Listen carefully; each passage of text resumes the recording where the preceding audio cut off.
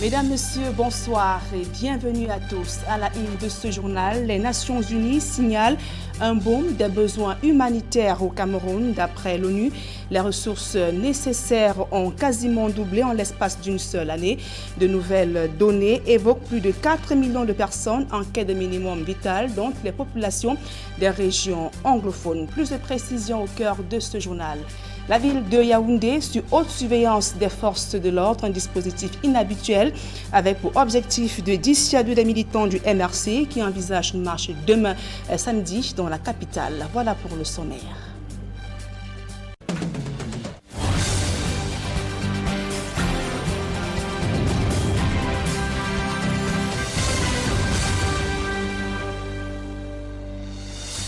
Mesdames, Messieurs, une fois encore, bonsoir et merci d'honorer ce rendez-vous de l'information sur Equinox Télévision. Les Nations Unies s'inquiètent de la situation humanitaire au Cameroun. Les besoins en la matière ont connu un bond exceptionnel ces dernières années. L'escalade des tensions dans les régions anglophones bouleverse complètement les vies de milliers de populations. Ajoutées à cette longue crise, les attaques de la secte islamiste Boko Haram dans la région de l'extrême nord ainsi que la crise en République centrafricaine qui densifie les besoins. L'ONU parle de plus de 4 millions de personnes en quête d'assistance humanitaire. Séverin Tchoubank, Donald Brice, Camgan.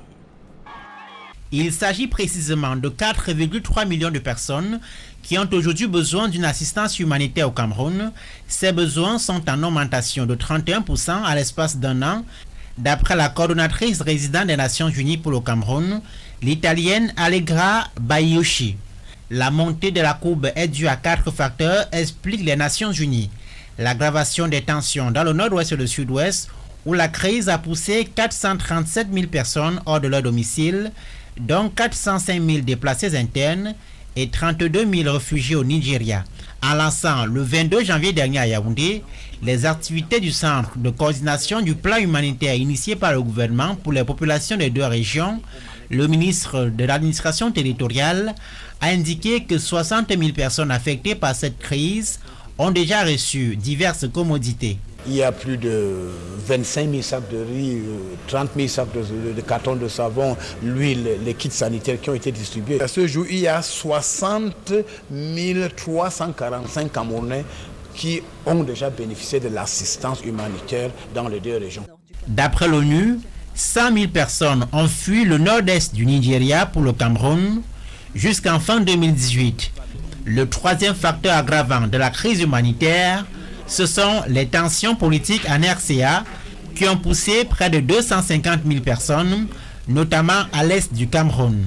Globalement, les couches les plus nécessiteuses sont les enfants et les femmes, d'après les Nations Unies, qui révèlent par ailleurs un déficit de financement, non sans signaler au passage que les besoins humanitaires du Cameroun vont augmenter dans les prochaines années. Pour 2019, l'ONU prévoit de prendre en charge seulement la moitié des personnes dans le besoin et lance un appel aux bailleurs de fonds. Après le scandale des faux agents de Transparency International, Maître Charles Nguini démissionne de ses fonctions de président de l'organisation internationale, poste qu'il occupe depuis 2006. Aucune raison n'a été évoquée pour justifier cette démission. Cependant, dans un communiqué rendu public ce jour, Maître Charles Nguini se dit satisfait d'avoir aidé à construire une partie de l'histoire de Transparency International Cameroun. Une organisation de la société civile remet en cause l'élection de Paul Biya. La UIF Cameroun révèle que des actes de violence graves susceptibles de jeter un discrédit sur la qualité du scrutin ont été enregistrés dans les différents centres de vote le 7 octobre dernier. Une salle de veille opérationnelle avant et après le scrutin a donc permis de répertorier ces actes de violence. Le reportage de Joël Essengue à Cyril. On n'a pas fini de parler de la présidentielle 2018 au Cameroun. Pour des organisations de la société civile, WILF Cameroun notamment, le vote a été émaillé d'actes de violence susceptibles de remettre en cause la qualité du scrutin. Nous avons eu beaucoup de cas, notamment dans les régions du nord et du sud-ouest. Il y a une dame qui a été tué. Et ce cas-là a été reporté par plusieurs personnes. Nous avons eu des cas de personnes qui ont été bastonnées. Nous avons signalé le cas du représentant du parti Univers au niveau de l'extrême nord. Nous avons eu également des cas de l'exclusion des représentants des partis politiques des bureaux de vote. C'est un cas qui est véritablement revenu à plusieurs reprises. Nous avons eu des cas de l'influence, un temps soit peu des responsables traditionnels. Et ça a créé beaucoup de clash avec les populations. Une salle de veille opérationnelle avant, pendant et même après le scrutin a permis de répertorier les incidents survenus dans les centres de vote. Il en ressort que les femmes ont parfois été particulièrement ciblées. Au niveau de la région de l'Est, on nous a signalé le cas d'une femme qui a carrément été enfermée parce que son mari ne voulait même pas qu'elle puisse sortir pour cela. Il y a des cartes d'électeurs de certaines femmes qui ont été confisquées par leur époux parce qu'ils présumaient qu'ils n'étaient pas d'accord sur le choix des candidats. Après ces dénonciations, l'on se tourne désormais vers l'avenir. 2019 étant également une année électorale, Wilf Cameroun pense qu'il faut définitivement régler la question du code électoral. Il y a des gens qui se plaignent du fait qu'ils ne peuvent pas avoir le droit de vote parce que leur région est en proie à des conflits. Quand les gens se plaignent, parce qu'avant l'élection, il y a eu ce qu'on appelle le viol électoral. Des gens qui se plaignent du fait que le code n'est pas bon, les données ne sont pas bonnes. Moi, je pense qu'on doit avoir une oreille attentive à ce genre de préoccupations. C'est l'une des solutions proposées pour éviter de tomber dans les mêmes travers, d'autant que le code électoral est source de désaccords pouvant déboucher sur des violences électorales. C'est inhabituel, la capitale est quadrillée depuis quelques heures par les forces de l'ordre. Ils sont en faction dans certains grands carrefours. Un dispositif visant à dissuader les militants du MRC, le professeur Maurice Kamto, qui envisage une marche demain en plein cœur de Yaoundé.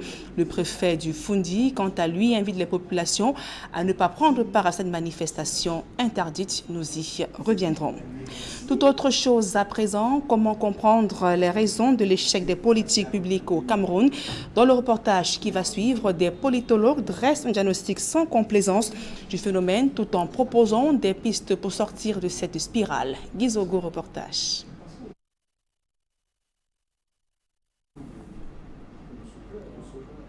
Donc, je vous le disais il y a quelques instants, comment comprendre les raisons de l'échec des politiques publiques au Cameroun. Dans le reportage qui va suivre, des politologues dressent donc un diagnostic sans complaisance du phénomène au Cameroun, tout en proposant des pistes de solutions pour sortir de cette spirale. Gizogo, reportage.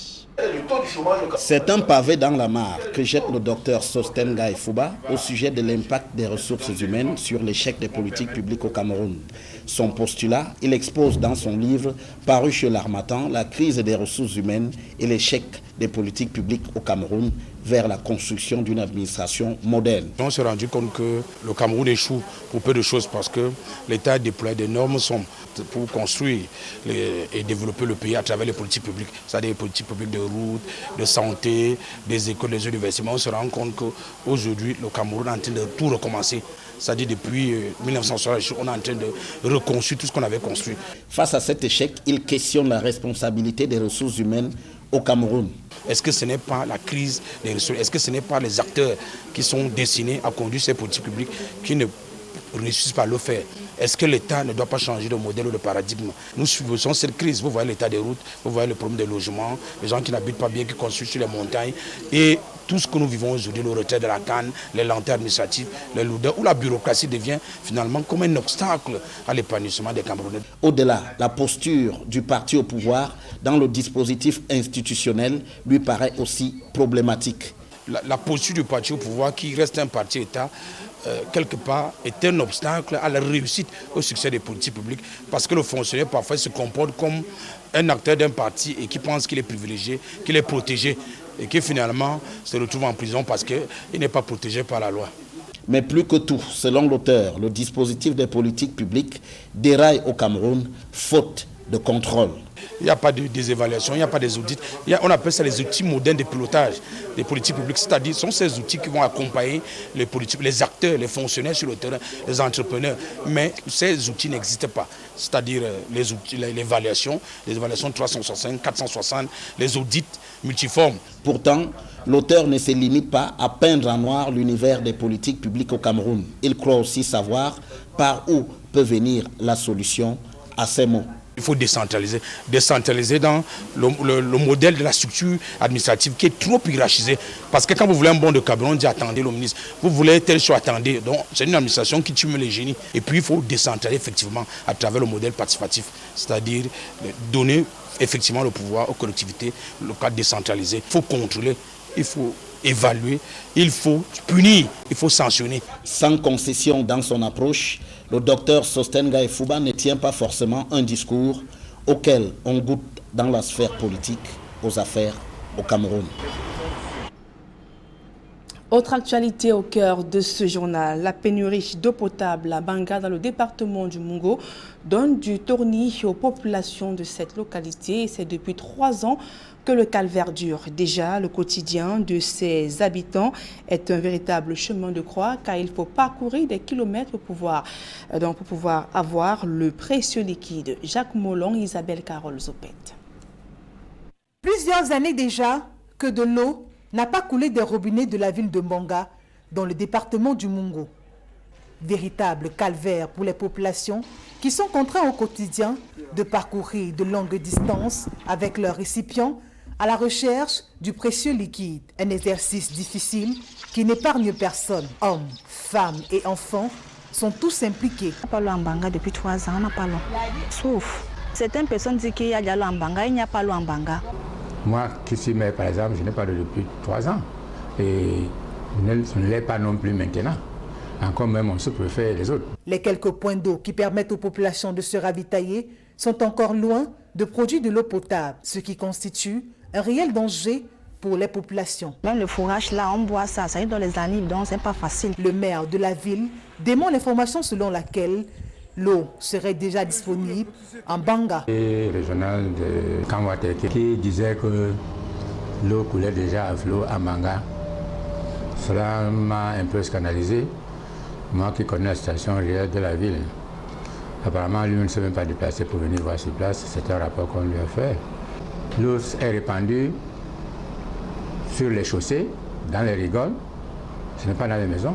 Les regards des populations de la ville de Mbanga, comme de plusieurs autres localités qui manquent cruellement de l'eau potable, sont tournés vers l'entreprise en charge de la distribution de l'eau et des autorités compétentes pour un retour urgent à la normale.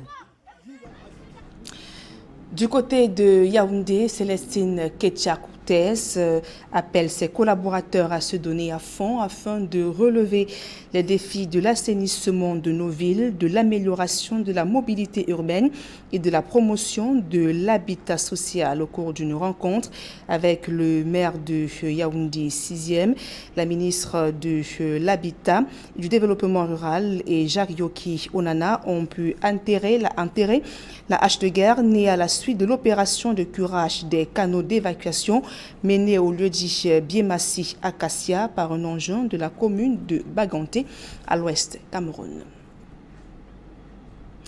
Et toujours à Yaoundé, les travaux d'achèvement du siège de la mairie de Yaoundé 6e avancent à grands pas. Le constat est du maire qui a effectué une visite d'inspection sur le chantier, dont le taux de réalisation se situe à plus de 60%.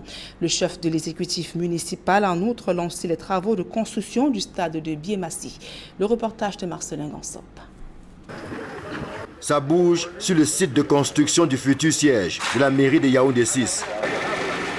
Qu'il s'agisse du bâtiment proprement dit que des aménagements extérieurs, les ouvriers sont à pied d'œuvre afin que cet ouvrage soit livré avant le mois d'avril. Nous sommes satisfaits de la poussée des travaux. Il faut dire que quand nous sommes arrivés à la mairie il y a à peu près 1 an et quelques mois, nous avons trouvé le taux de réalisation de ce bel édifice à environ 6%. Pour un délai de travaux consommés de plus de 90%. Vous pouvez constater avec nous aujourd'hui que nous sommes là à plus de 60% et nous pensons que tels que les travaux s'effectuent d'ici la fin du mois de février, nous allons arpenter les 80%. Donc nous sommes optimistes. L'on en est à la phase de finition des travaux et au regard de ce qui reste à faire, tout laisse penser que le délai de fin mars sera respecté. Ce qui est à l'extérieur maintenant, c'est les poses de pavés et le baril à construire. À l'intérieur, on a fini avec le carrelage, le plombier a fini avec le pose des équipements, l'électricien est en train de poser ses réglettes et les climatiseurs.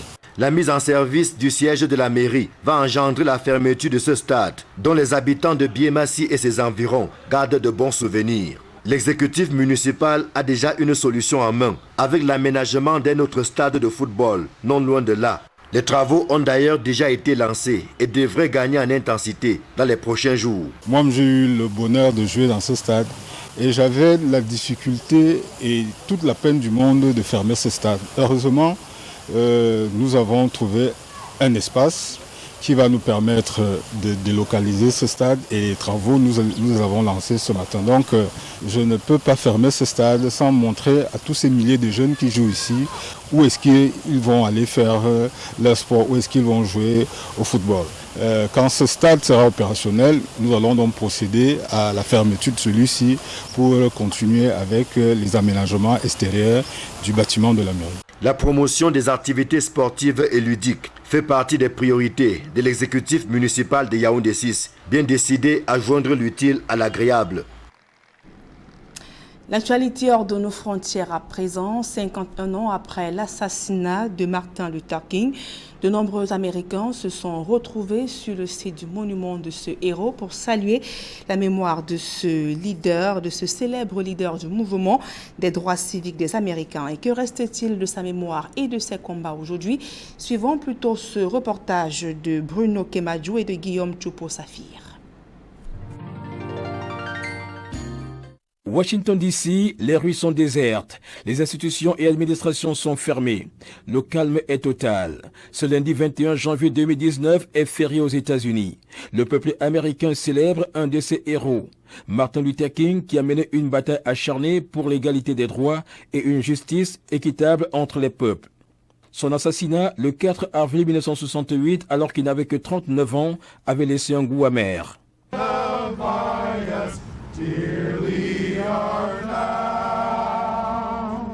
Ici à Washington DC est érigé le monument du pasteur activiste Martin Luther King qui prend en 1955 la tête du mouvement de soutien à Rosa Parks, cette femme noire arrêtée par la police pour avoir refusé de céder sa place à un blanc dans un bus. Ce 21 janvier 2019, de nombreux Américains noirs et blancs se sont rendus sur ce site pour saluer la mémoire de Martin Luther King, ce modèle social né à Atlanta en 1929. Martin Luther King is one of my fraternity brothers. I'm a member of Alpha Phi Fraternity Incorporated. We come out every year to honor his life and legacy. Martin Luther King était quelqu'un de bien au sein de l'Église dont nous sommes aujourd'hui membres. Et chaque année, nous venons ici lui rendre hommage. So we come out every year and we sing our fraternity hymn in his honor. Je suis ici aujourd'hui parce que Martin Luther King était une véritable inspiration, pas seulement pour moi, mais pour toute la communauté noire américaine. Il a œuvré pour la liberté, l'égalité et la lutte restent jusqu'aujourd'hui. C'est pour cela que je suis là pour respecter sa mémoire et continuer son combat. C'est dans un esprit de pardon et d'oubli que les Américains commémorent le 51e anniversaire de la disparition de Martin Luther King, prix Nobel de la paix en 1964. Nous sommes venus ici pour rendre un hommage à Martin Luther King pour tout ce qu'il avait déjà commencé. Nous espérons que les gens vont se rappeler de sa parole et seront capables d'agir correctement.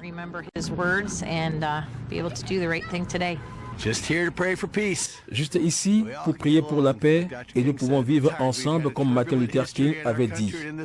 On a eu une histoire troublante dans ce pays et Martin Luther King avait fait un bon travail pour mettre les peuples ensemble. Il faut que sa mémoire vive à jamais. C'est bien de voir ce beau monument ici à DC. La célébration de Martin Luther King's Day aux États-Unis est une occasion de mobilisation des peuples et de reconnaissance des combats ayant abouti aux droits civiques, aux droits de vote des Noirs, à la fin de la ségrégation et surtout à une meilleure éducation. Aujourd'hui, les messages de Martin Luther King ne semblent pas encore avoir totalement rassemblé le peuple noir et blanc.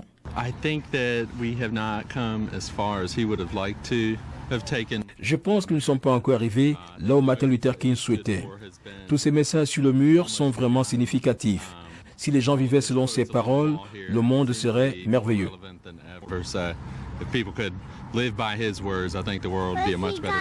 Certainement, il y a encore du chemin à faire. Martin Luther King reste indubitablement une figure emblématique, une figure inoubliable et immortelle de l'histoire américaine. Aujourd'hui, le peuple américain lui rend hommage pour tout ce qu'il a pu faire pour établir la justice entre blancs et noirs aux États-Unis. Ici, Washington, la capitale des États-Unis, Bruno Kemajou, Guillaume Tchopo-Saphir pour Equinox Télévision.